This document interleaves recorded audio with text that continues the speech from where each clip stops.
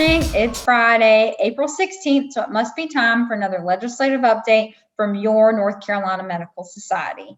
And I want to preface this video by saying I know we didn't have a video last week because the legislature was out on what they call their spring break. So we did not have any committee meetings or sessions. The legislature did not meet. However, they were still filing bills. The Senate actually had a bill filing deadline. So we saw a flurry of bills, particularly from the Senate. So I'm not going to be able to cover every single issue or top priority or everything that I would like to cover today because I simply don't have enough time and I don't want to bore you in a lengthy video. But all of our bills that we're tracking, following, monitoring are available on the blog. So be sure to check that out if you've heard about something in the news or you want a more thorough update. All that information is available there. First, I want to point out that the SAVE Act, the bill that you all have enacted and engaged on via our action alert or communicating with your legislators via phone or in person, was actually mentioned in a News and Observer article this past Monday. And this video in our action alert was mentioned as a part of that article. So I want you to know we need to continue that full court press on your House and Senate members on the SAVE Act. So please, if you have not already, call your House and Senate members, utilize that action alert. It's still live if you haven't already, and ask your peers to do so as well. We need to continue to work on that as, again, it's arising in the news. So we need to continue to have your voices heard on that issue. The next issue I want to point out is House Bill 512, Senate Bill 575. This one is a new that was filed last week, which is Pharmacists Improve Public Health Needs, and it actually lists different prescriptions that pharmacists would be able to prescribe themselves under this piece of legislation.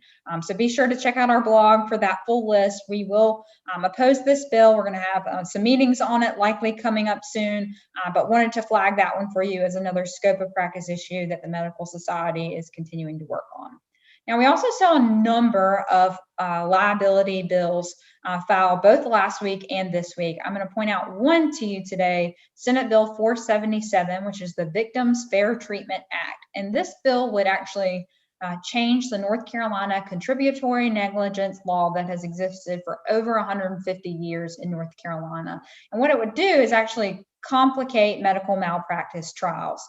So again, this is another bill that we will oppose, and we will work with our other stakeholders and constituents that are engaged in liability, and it would undo pieces of those 2011 tort reforms that were passed.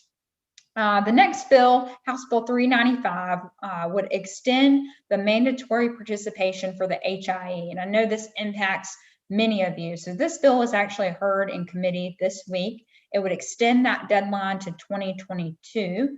But as a part of this committee discussion, a bill was actually introduced as a part of the discussion in a proposed committee substitute to add in another bill, which would have created a penalty per claim that you file to you, the provider, if you were not signed up to the HIE. The Medical Society is opposed to this type of fee and penalty for physicians and PAs. And so actually this bill is going to be heard again next week without that penalty piece, but just the deadline extension.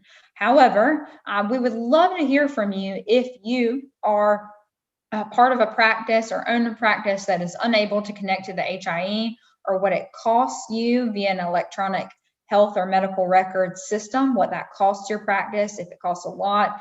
We would love to hear that information from you. I want you to know that many legislators in the Health Committee this week expressed real concern over our rural and independent small practices across the state who may have challenges via broadband or financial challenges connecting to the system. So if you have a story that you would like to share with us or some information or data that would be helpful related to this, please reach out to me. My email will be listed on this video. So we would love to hear that information from you.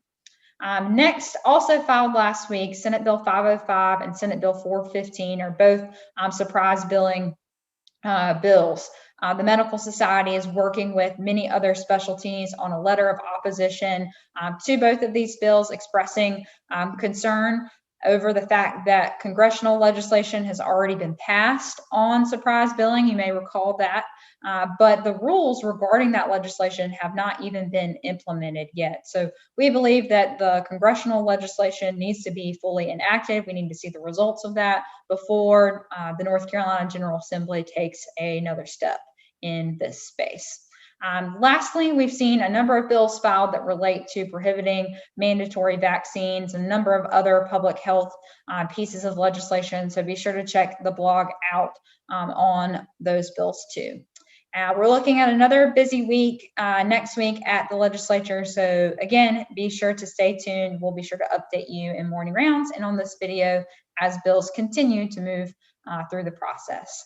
I hope you have a wonderful weekend, and we look forward to talking to you soon.